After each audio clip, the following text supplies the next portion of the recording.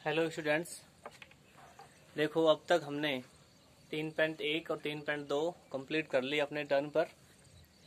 और अब 3.3 में आगे चलते हैं।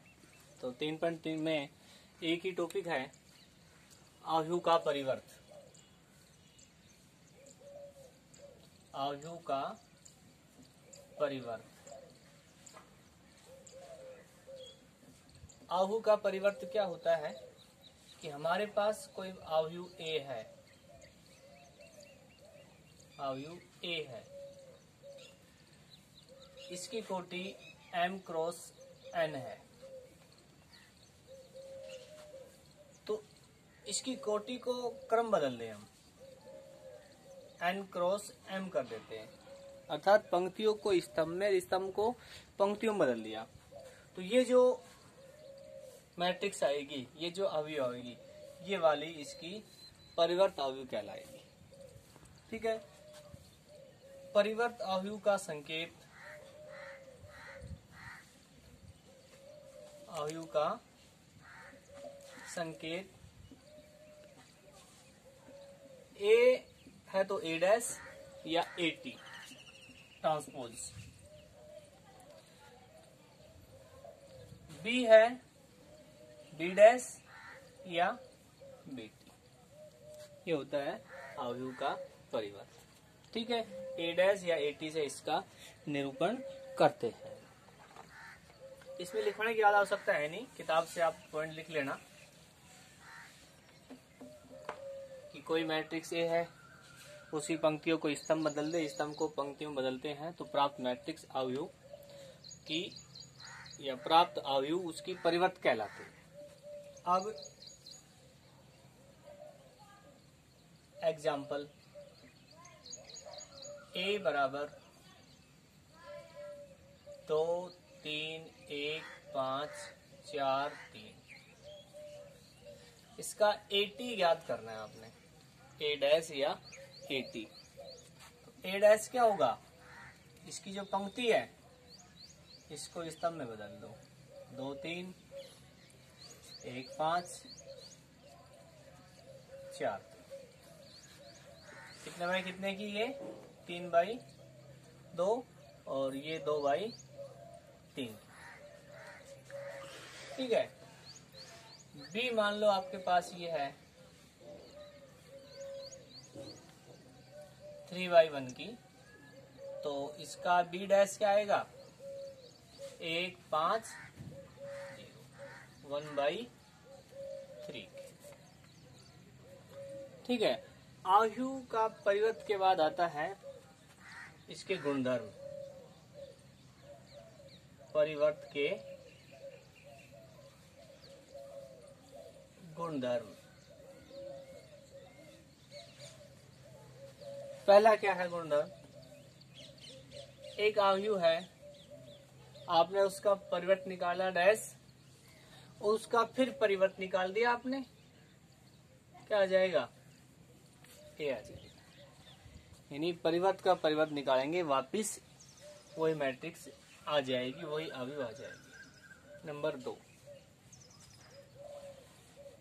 ए मैट्रिक्स है, उसको आपने अचर संख्या से गुणा कर दिया और आपसे कहे इसका डैश निकालो, तो इसको आप ये भी निकाल सकते हैं कि ए डैश। नंबर 3, ए प्लस बी, यानी पहले ए और बी को जोड़ो और फिर उसका परिवर्त निकालो, तो वो किसके बराबर होगा, दोनों का अलग अलग परिवर्त निकाल देंगे, दोनों का अलग अलग परिवर्त निकाल देंगे उसके योग के बराबर। नंबर 4, ये थोड़ा ध्यान रखना आपने, ए और बी का गुणा किया आपने, उसका डैश निकाला, वो बराबर होगा बी डैश और ए डैश।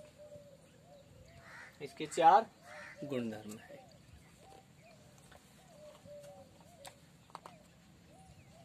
ठीक है भाई। इसके बाद इस पे आधारित एग्जाम्पल है। तो पहले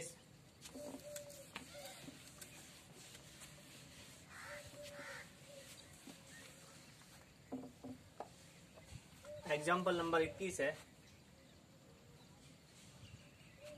ए बराबर आया हुआ है बोर्ड में, -2 4 5। बी बराबर 1 3 -6। तो आपने सिद्ध करना है।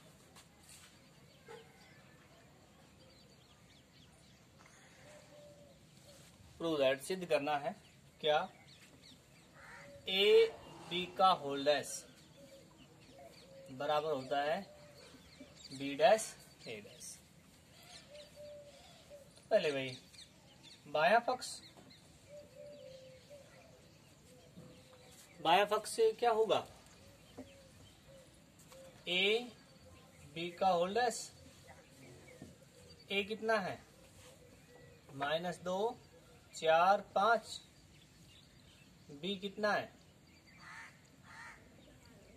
1 3 -6। मल्टीप्लाई करें, -2 -6 +12 4 12 24 5 15 30। बायां पक्ष, ये दायां पक्ष। तो दायां पक्ष में आपने क्या है? दायां पक्ष आपका बी डैश ए डैश। बी डैश निकालो,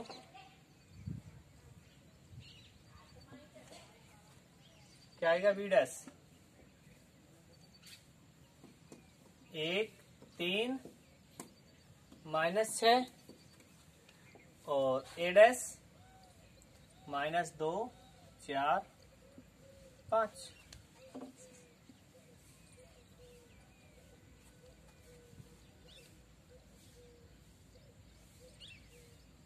-2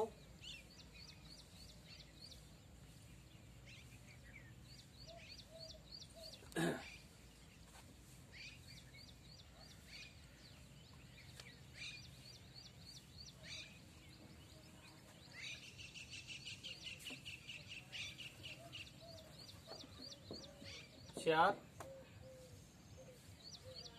और 5 -6 12 15 12 24 -30। ये आपका ए बी है बेटा, ए बी। अब इसमें ए बी का डैश निकालेंगे, क्या आएगा? -2 -6 12 4 12 24 5 15 -30। अब देखो बायां पक्ष और दायां पक्ष क्या है? बराबर है। ठीक है, सिंपल ही सवाल है इसमें बिल्कुल। इसके बाद आता है इसमें सममित अवयव। सममित अवयव, सममित अवयव क्या कहलाएगा कि ए आपके पास कोई अवयव है, आपने इसका परिवर्त निकाल लिया, वो आ गया ए डैश। अब यदि ए और ए डैश दोनों बराबर आते हैं, ए और ए डैश बराबर आते हैं, तो ए डैश ए का सममित अवयव है।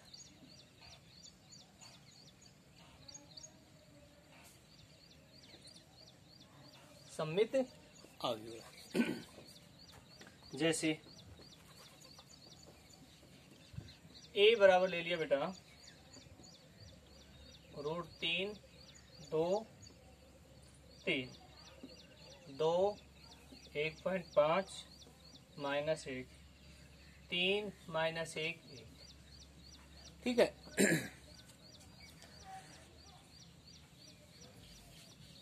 अब इसका ए डैश निकालो,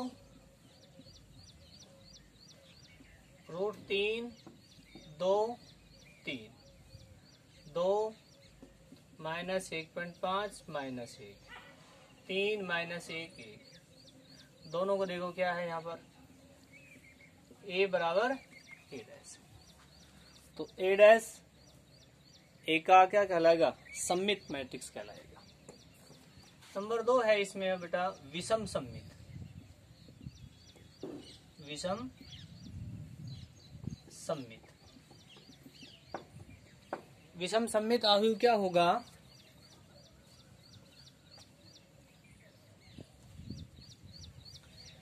विषम सममित आव्यूह क्या होगा कि ए आपके पास मैट्रिक्स है, इसका आपने परिवर्त निकाल दिया और अब इसमें माइनस का अंतर आ जाए, तो ए जो है विषम सममित आव्यूह होगा अपने आप में। और देखो एग्जाम्पल,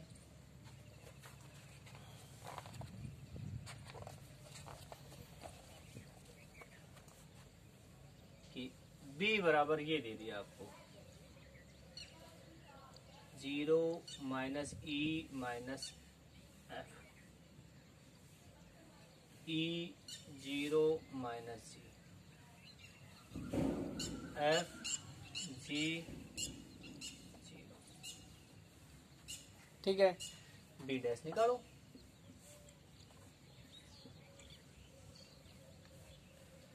तो बी डैश निकालेंगे 0 ई एफ माइनस ई 0 जी और माइनस एफ माइनस जी जी। बदल दिया सबको, पंक्ति को स्तंभ में, स्तंभ को पंक्तियों में। अब बी डैश बराबर इस पूरे में से माइनस कॉमन लो आप, इसमें से तो 0, ये ई ये एफ, माइनस ई 0 माइनस एफ माइनस जी 0। अब इसकी तुलना करो क्या है, तो बी डैश बराबर क्या है? माइनस। तो बी जो है अपने आप में क्या है? विषम सममित आव्यूह है। ठीक है, इसके बाद इसको उतारो, तो स्क्रीनशॉट लेके उतार लो, नहीं सिंपल ही है ही।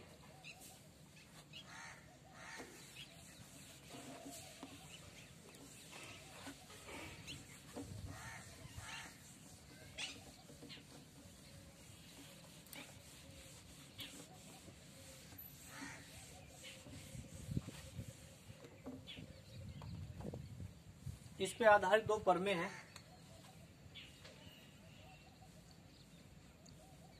परमे फर्स्ट, जिसका कथन आप किताब से लिख लेना, सबको उसमें लिखना है क्या वो बता देता हूँ मैं आपको। कि ए आपके पास मैट्रिक्स है, उसका आपने परिवर्त निकाल दिया ए डैश, यानी ए और ए डैश, और इनका आपने योग कर दिया, ए प्लस ए डैश करेंगे तो ये एक मैट्रिक्स है, ये अपने आप में एक मैट्रिक्स है, इनका योग जो आएगा वो भी मैट्रिक्स है। तो इनका जो योग आ रहा है ना, ये सममित में आव्यूह कहलाएगा, सममित आव्यूह कहलाएगा, या ये सममित आव्यूह होता है। ऐसे यदि इनको घटा दे देते हैं तो ये क्या कहलाएगा? विषम सममित आव्यूह। ठीक है, दूसरी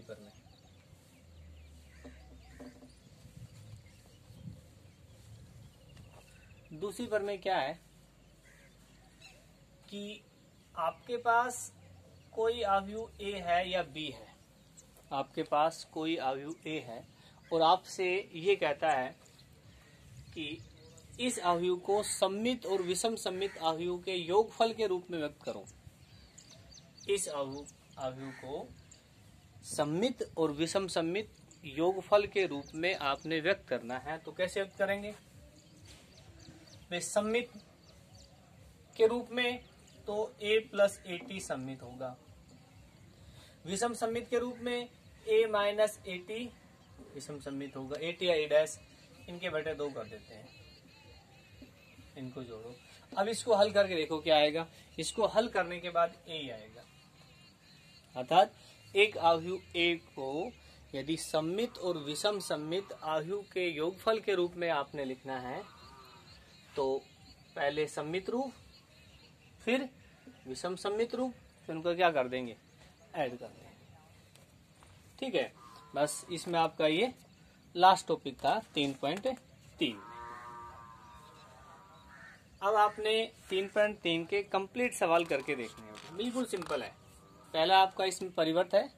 देखो 3.3 का पहला सवाल में परिवर्त निकालना है, पंक्तियों को स्तंभ में, स्तंभ को पंक्तियों में। दूसरे में आपने सिद्ध करना है जो गुणधर्म थे, आयु को जोड़ना है, उनका परिवर्त निकालना है। ठीक है, और आपसे पूछता है कि सिद्ध कीजिए ये सम्मित आयु है, तो आपने क्या निकालना है, उसका परिवर्त निकालना है। ठीक है, तो ये अपने अगले टर्म तक ये काम कंप्लीट कर लेना 3.3 के सवाल सारे।